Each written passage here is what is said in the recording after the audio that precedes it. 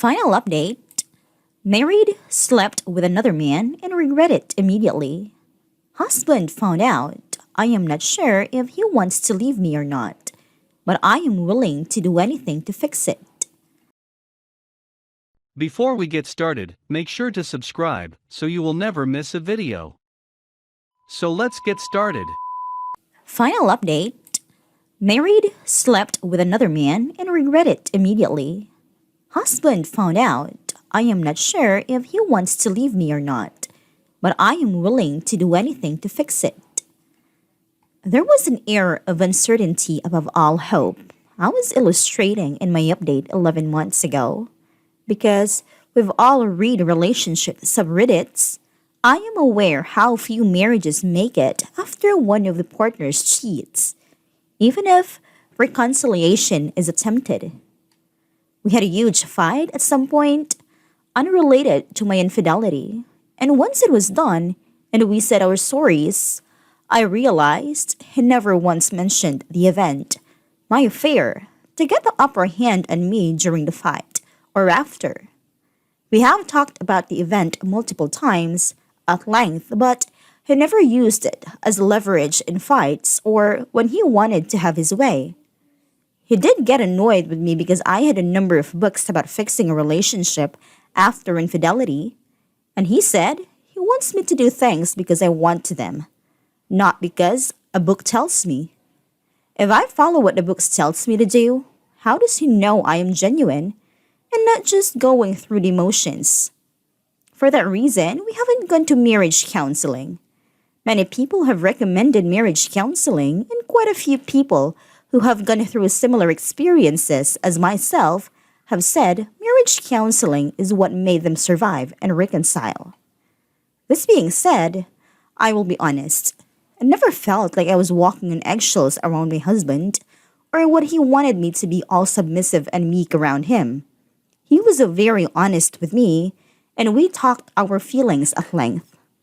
Our intimate life has become more passionate, and as I mentioned before, he became more possessive in bed. We are having the best sex we ever had because we are honest with our wants and needs now. And we don't shy away any longer from being open with one another. My sister-in-law is getting a divorce and is currently living with us. Her husband was revealed as a serial cheater. He got another woman pregnant, and this is how it all came to light. My sister-in-law is a smart cookie, and it didn't take her long to figure about the event a year ago. The only people we ever told was our parents, and they haven't talked with anyone else about it. To say my sister-in-law blossomed a passionate hate for me would be an understatement. We went from very good friends to fire and brimstone. I understand her completely, and thankfully, she changed her mind about me, but it wasn't easy to go from whore to I still hate you. But you're my friend, and your husband is on my ass to forgive you. Her financial situation is not good. She wasn't working, and her husband was the only source of income in their household. She has nowhere to go, so she will live with us for the foreseeable future. It would have been impossible for her to live with us if she didn't become civil. Fortunately, she was a witness to my road to redemption. And we had a heart-to-heart discussion. We are back to being friends now. 3 months ago, out of nowhere, completely unexpected and planned, I found out I am pregnant. I suppose with the amount of intimacy we've been sharing this past year, it was inevitable. My husband is over the moon. My kids, not so thrilled. But the idea they will have a baby brother or sister is growing on them. My son was told by friends at school that we, his parents, will now only have time for the baby and will ignore him, and will stop loving him. My husband told me that there seemed to be challenges ahead of us bigger than the event, going forward, and how we handle them is going to define us in the eyes of our children. I think my son took the teasing at school harder than expected because a year ago, when my husband moved back home, we had our kids stay with his parents or my parents for about a month. While we worked our wishes out, We expected we will fight or yell at each other or knows what, and we didn't want our children to witness that.